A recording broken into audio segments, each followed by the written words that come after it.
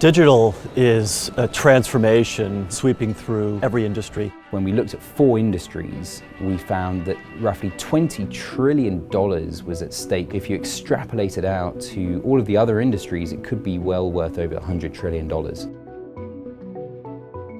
That number should give actually policymaker and industry a sense of the tremendous opportunity of different sectors getting connected and online. 9 out of 10 of our clients believe that digital and all this change is going to be very disruptive, but only 1 in 10 has a roadmap and understands what they need to do about it. There's no doubt that there will be winners and losers in this change. The question is, will there be more losers than there will be winners? How can big companies stay ahead of disruption? Small companies can be fast and can be nimble.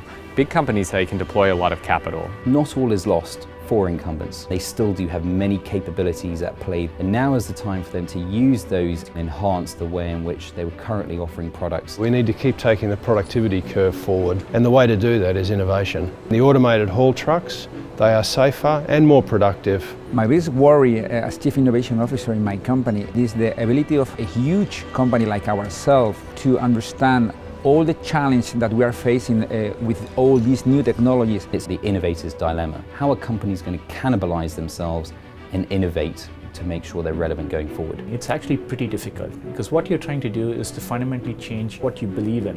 One of the hardest things to do for most companies is letting go of control. Make sure that you're aware of potential changes in consumption behavior. Carefully monitor what consumers on the fringes are doing. These fringe behaviors could potentially become mainstream. The key thing is to be able to fail fast, listen to the market and fine-tune fast. It's about listening to how your process is working, how your technology is working, how your business model is working, and going through a cycle, continuous cycle of that.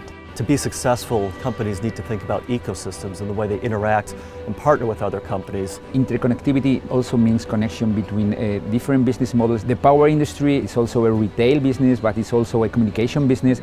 The idea of outcomes becomes very important. And what outcomes can you satisfy for a customer? With Michelin, the tire company, providing an outcome of more efficient vehicle utilization rather than selling tires. A great example of thinking about business models in a very different way is going from selling a patient monitor, which is a computer that sits at a patient's bedside, into selling monitoring as a service. You need to start thinking about how do you share resources, how do you rent resources, enable an ecosystem that can drive your business model.